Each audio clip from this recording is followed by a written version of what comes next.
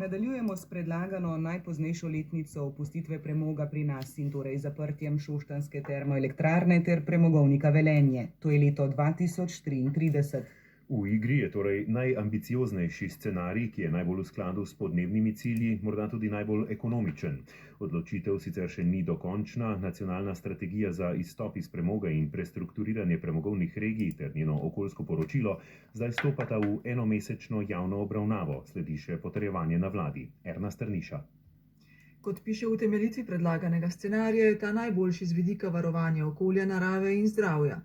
Tako Ministrstvo za infrastrukturo kot pisci okoljskega poročila so bili naklonjeni zgodnji letnici. To je tudi scenarij, ki je najugodnejši z vidika podnebnih sprememb, pravi Jernej Stritih, ki je sodeloval pri presoji vplivov na okolje.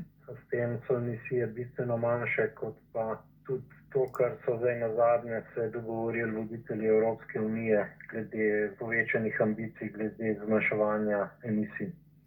Odločitev o izstopu iz premoga je bila v preteklih tednih predmet burne razprave med ministrstvi. Iz regije pa so v želji po ohranitvi delovnih mest prihajali predlogi čim poznejših letnic. Sicer pa gre za vprašanje, ki ni le politično, temveč tudi ekonomsko, opozarja Stritih. Tukaj je, mislim, da glavno vprašanje, kdo bo nosil stroške proizvodnje elektrike v tistem času, ko bojo emisijski kuponi zelo visoki. Že zdaj vemo, da je proizvodnja v Tešu možna zaradi tega, ker dobiva poseben prispevek za zanesljivost oskrbe. Že zato je, ne glede na to, ali bo predlagana letnica tudi obveljala, bistveno, da se lokalna skupnost začne čim prej prestrukturirati.